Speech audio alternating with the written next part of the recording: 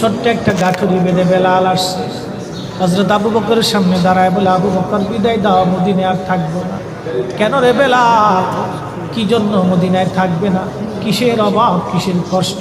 কেউ কি তোমাকে ব্যথা দিয়েছে, না তোমাকে মেরেছে, নাকি তোমার কোনো অভাব আছে? বলো, বাইতুল মাল থেকে মাসিক বেতন দিয়ে দিব।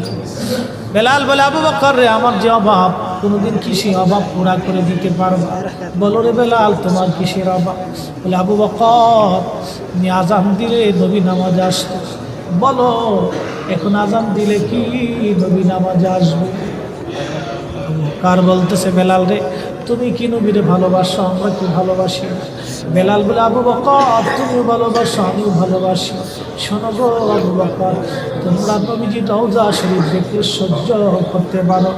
আমি বেলাল যখন আজান দিয়ে নবী রওজা শরীফের দিকে তাকাই, আমার কলিজা গুলি ফেটে ফেটে, আমি বরদাস্ত করতে পারি না, সহ্য করতে পারি না রে আবু বকর, বিদায় দাও, আমি চলে যাব। চলে গেলেন নবীর পাগল।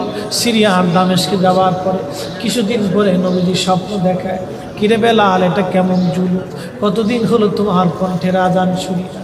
বেলাল রে, তোর কি মন চায় না আমি নবীর জিয়ারতে আসতে? বেলাল আয়, আমি নবীর জিয়ারতে আয় রে বেলাল আয়, কতদিন হলো তোমার কণ্ঠের আজান শুনি না।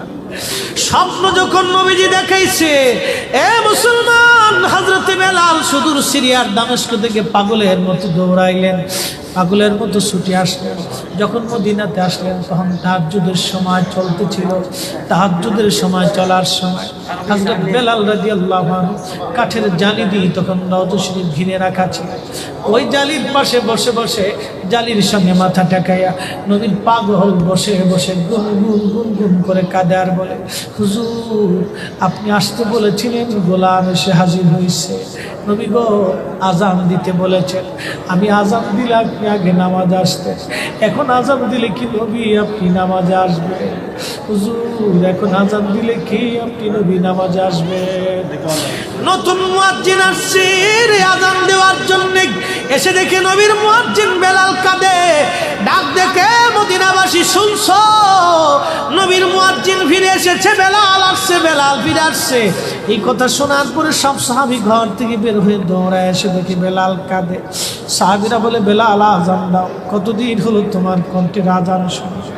বেলাল আজান দাও, কতদিন হলো আজান শুনি না রে বেলাল।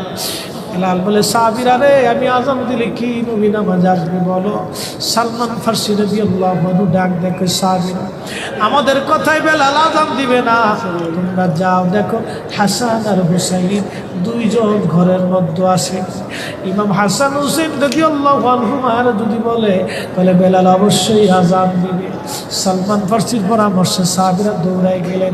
বর্তমান 7 নম্বর গেট বাবু সালাম বরাবর একটা মসজিদ আছে, মসজিদ আলী, এটাই ছিল হযরত ফাতেমা রাদিয়াল্লাহু আনহার বাড়ি। এই বাড়িতে দৌড়াই যাওয়ার পরে ইমাম হাসান হুসাইন রাদিয়াল্লাহু আনহুমা দুইজনকে নিয়ে আসা হলো। দুইজনকে নিয়ে আসার পরে হযরত ইমাম হাসানকে দেখতে আমার নবীর মতো দেখা যাইত, চেহারাটা রাসূলের কারীমের চেহারার মতো ছিল। নাতি দৌহিত্র নানার চেহারা পেয়েছিলেন, ইমাম হুসাইনও নানার সুরত পেয়েছিলেন। দুই ভাই নানার সুরত পেয়েছিলেন। হযরতে বেলাল রওজা শরীফ থেকে উঠে হযরতে হাসানের বুকের মধ্যে মাথা ঠেকায় কাঁদতেছে, ইমাম হুসাইনের বুকের মধ্যে মাথা ঠেকায় কাঁদে। হযরত ইমাম হাসান ডাক ডাকা, নানার মুয়াজ্জিন, কতদিন হলো তোমার কণ্ঠে আজান শুনি না, যে কণ্ঠ দিয়া নানার আজান শুনাইতা, যাও গো ওই কণ্ঠ দিয়ে আমাদেরকেও আজান শোনাইয়া যাও।